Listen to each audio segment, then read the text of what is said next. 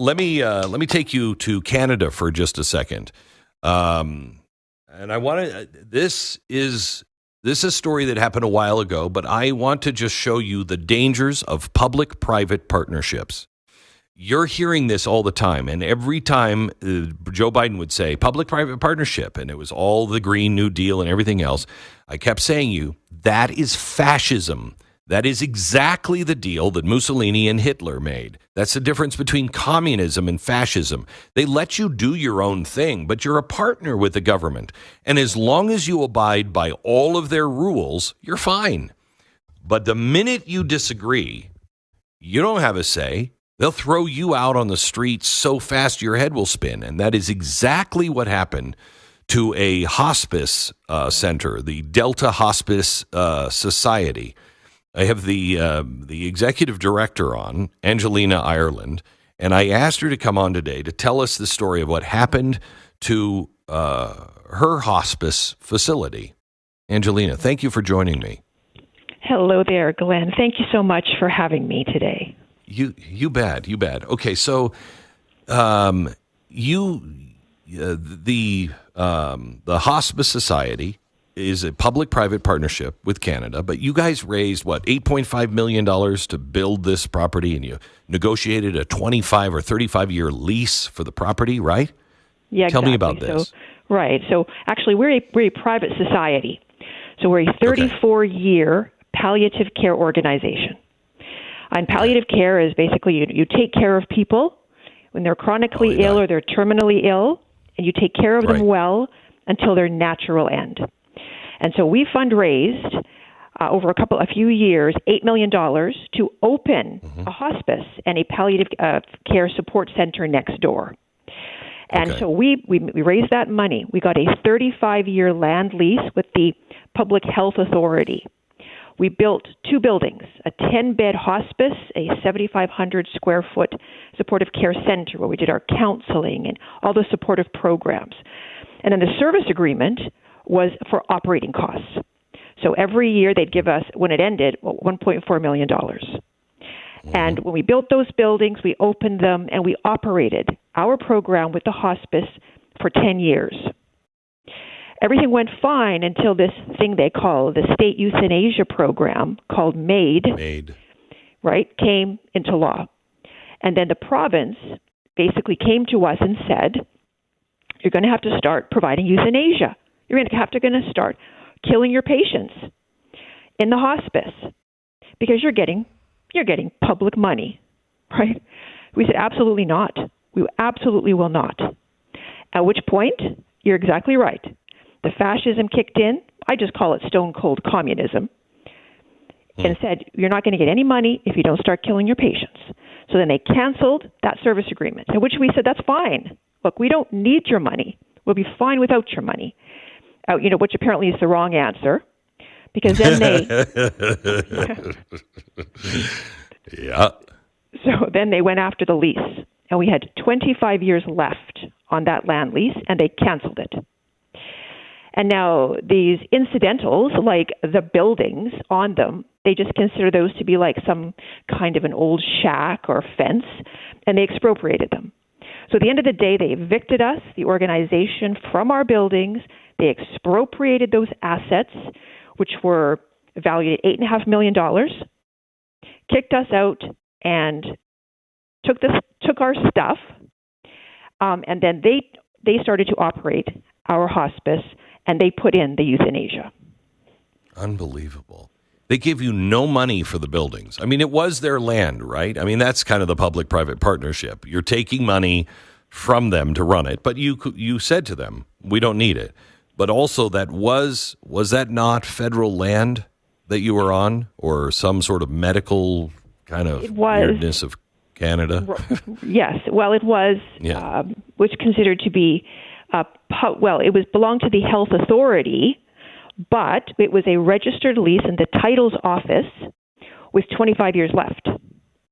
Right. So, we had right to be there, and of course to continue on for another 25 years. But of course, no, they didn't allow it. When you went to the court, what did court say? Well, you see, we didn't get that far because we went to three very, very prominent lawyers, and they told us straight up, you're not going to win. You understand this, people. You might walk in with one lawyer. They're going to walk in with 15 lawyers, all funded by the taxpayer. The government. And you may win the first round, but you will not win, and they'll tie it up, and it's called lawfare. Mm-hmm. So they advised us again and again and again to just move on. Take our punches, take the licking from the government, and move on. The important thing for us was to hold on to our organization, because then the euthanasia activists came for us to try to take everything. And we still have assets, but we did lose our bricks and mortar in the moment. That is crazy. You know, I have described what's happening all around the world with the extreme left, with Islamists, not Muslims, Islamists. What is happening with the communist and the fascist is a death cult. It all seems to revolve around death, and they take glee in death. And Canada is shockingly, in many ways, leading the way on this with MAID. You don't even know how many people are killed now with MAID a year, do you? No, we don't. We do not. You know, I call it a culling. It's a Canadian cull. They're killing the sick, the old, the mentally ill, the disabled, veterans, the homeless, the poor, and now they're going after the children. We do not know the numbers that exactly. I mean, the government is admitting to 60,000. There's absolutely no way at 60,000. I think they forgot a zero. It's widespread. It is now considered a healthcare option. When the doctor comes to a sick and vulnerable patient and said, "How would you like just to die?" You know, so it's got completely out of hand. It's truly a national horror for Canadians, for certainly people of faith in my country, pro-life for my country, that we have no control over this. We have no access to authentic, true numbers and information. And this whole consortium that I call Empire MAID has taken over the healthcare system. What's the goal of this, do you think? What's really behind it? Certainly. So, you know, they want to talk about, they've captured the moral high ground on this, right? And said, if you want to be compassionate, you're going to have to start to kill people. That's the only way to be compassionate. That's the only way to provide human rights. And so that very potent message, they've been able to, you know, roll into a narrative which is incredibly, hard. The word is escapes me. Compelling. It's overwhelming for people, right? But why? I mean, listen, our public healthcare system, which is what happens when any government goes completely public and we have no private available, it is illegal. It's bankrupt. We have... Hold on just a second. Hold on. I want Americans to hear this. Private health care, being a doctor and providing private health care is illegal in Canada.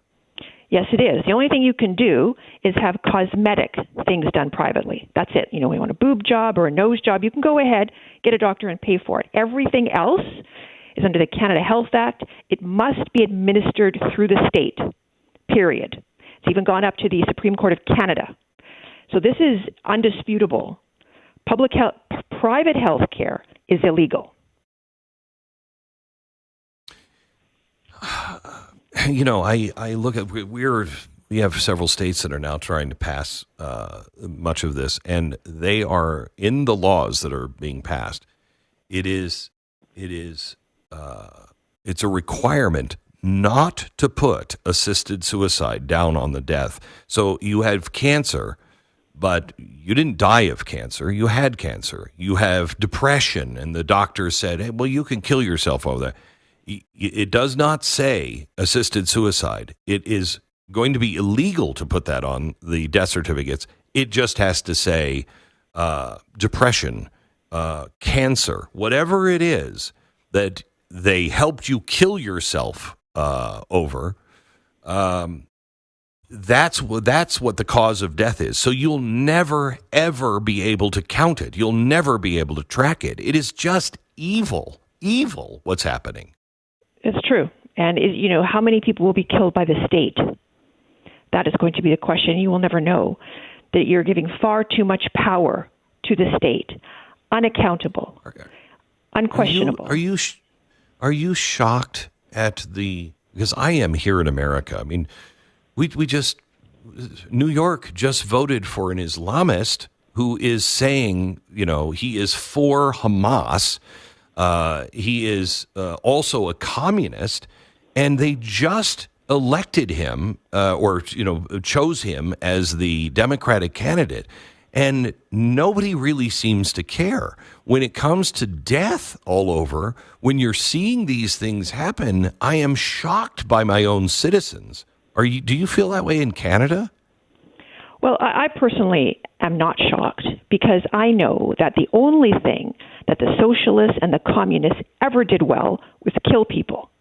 This should not come as a shock to anyone.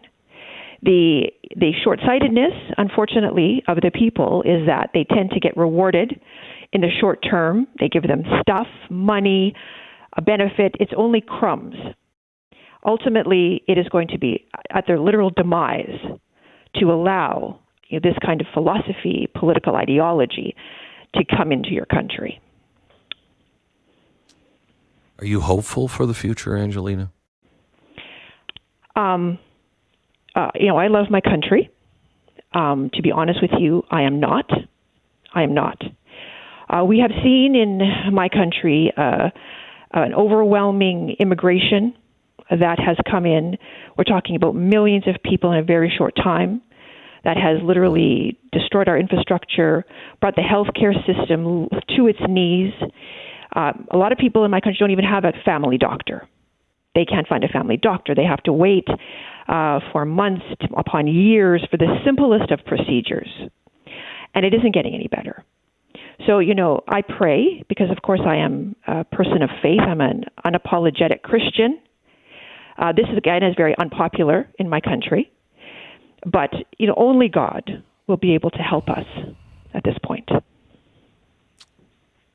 Thank you for ending it that way. Angelina, I appreciate it. Thank you for standing up and being vocal and letting people of the world know that light still does exist, even though the darkness is growing darker faster. Thank you, Angelina. Appreciate it. Angelina Ireland from Canada.